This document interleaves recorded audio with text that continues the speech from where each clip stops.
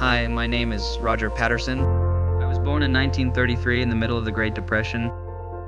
I died in 1972. I was only 38 years old. It was a terrible death by cancer, and I was bedridden the last few months. I grew up in Yakima, Washington, and graduated from Davis High School in 1952. I was a great athlete, some even said a natural. I played every sport and loved track and field. I loved all music and enjoyed driving to the beach whenever I could. Those were great times.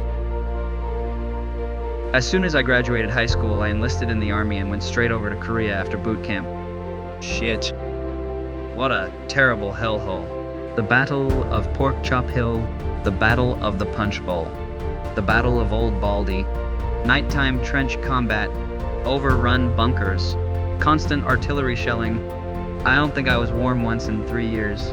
I told myself if I made it out of those mountains alive, I would go back to my mountains and never take another order or work for anyone. And that's what I did. I married the prettiest girl that there ever was. We had a family. I was a handyman and painter. I also did construction work. I raised cows and horses, and it was in those years I became extremely fascinated with the Yeti. How could he stand the cold? I couldn't stand the cold mountains of Korea. I read every Argosy magazine they made. I started talking to witnesses that had seen large hairy men in the forest. My friends on the reservations told me stories. I didn't listen to those stories when I was younger, but now I was extremely fascinated. I started to talk to researchers that were hunting the wild men of the forest. I talked to filmmakers and editors.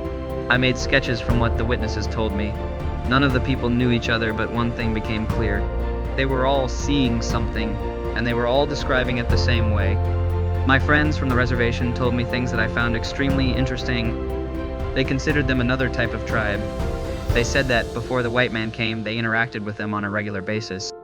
They said that because of the white man's gun, they would go to the most inaccessible lands and only appeared during game migrations or fish runs. They told them if they told the white men about them, that they would return and take their women and children. This frightened the elders tremendously. They said they became bad traders and thieves. Some were cannibals. They referred to them as Sasquatch. The white men called them Bigfoot because of the enormous tracks they leave. Many are 10 feet tall or taller. They are aware that their appearance is frightening and can even scare a person to death. The tribes respect them and treat them with cautious reverence. I cast their footprints so I know they are around. I had so many notes and files on the topic, I wrote a book, and that's when I decided to create a film to go with it. A documentary. I never in my wildest dream imagined I would see one or catch one on film. But by golly, I did. I even filmed the guy in a suit we made. It was hilarious. We had no idea how bad that would look. It looked worse than an Ivan Marx movie, so I decided to stick with interviews, tracks, and witnesses, and show the lands where they lived. My story started out like many stories do, around a kitchen table, talking with my wife.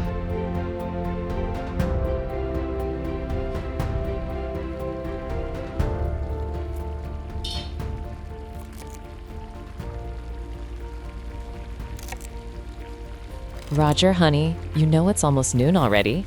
I just have to put some finishing touches on my sketch. Isn't that right, kids? Roger, you have been sketching those things for years. I know, Patricia, but one of these days I'm gonna film one. Then you and the whole world will see. Roger, honey, you know what the doctor said. You have been looking for them for years. You have interviewed witnesses, you have driven thousands of miles. You give educational speeches, and you have even written books.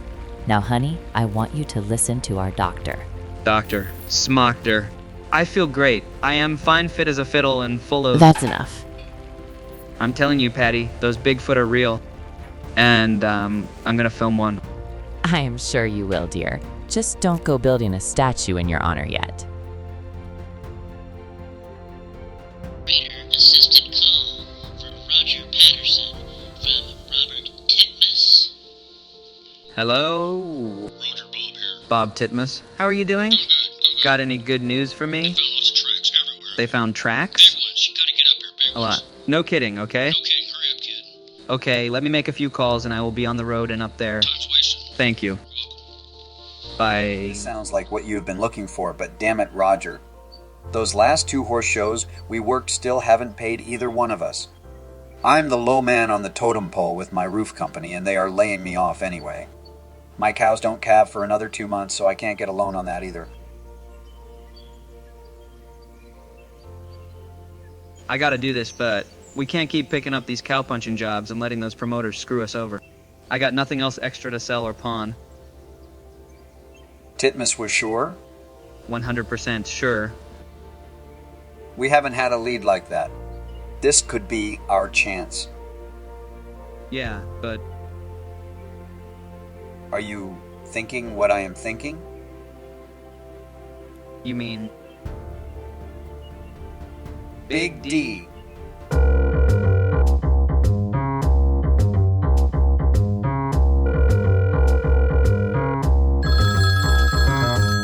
Yeah? Big D, this is Roger. I know who this is. What do you want? Big D, this is Big. I got a serious lead and I need to go film as soon as possible.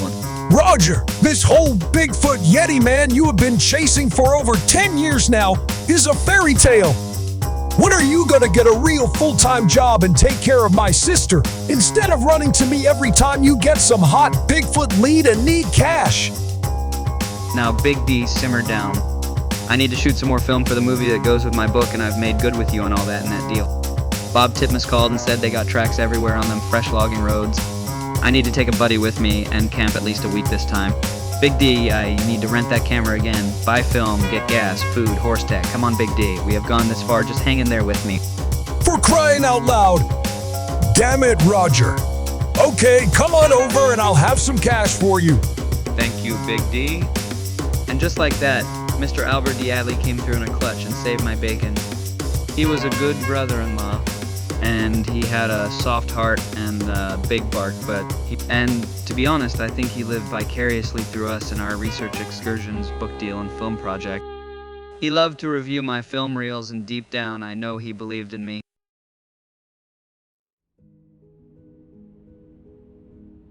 All those guys, Hodgson, Titmus, Green, talking about giant footprints down here.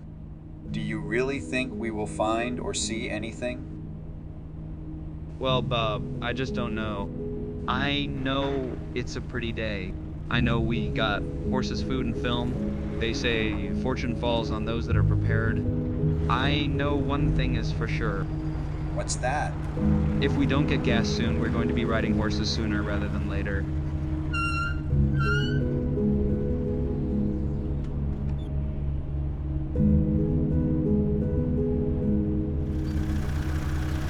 So, yeah, we are going to be down in there camping and filming for a while.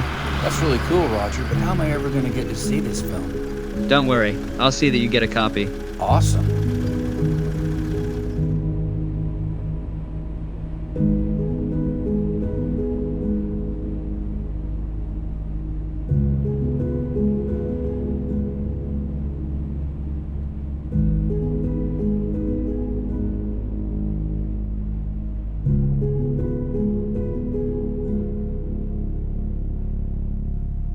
You know, Roger, a day on horseback in these beautiful mountains, looking at the scenery, looking for footprints, chasing the wind, beats a day roofing, or rodeos that don't pay.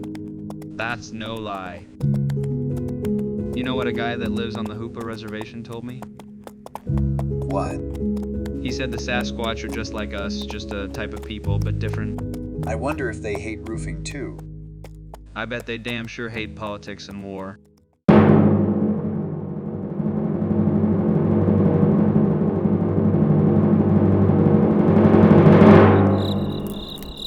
Well, we all know what happens, but we've been waiting almost 60 years to see it the way I filmed it.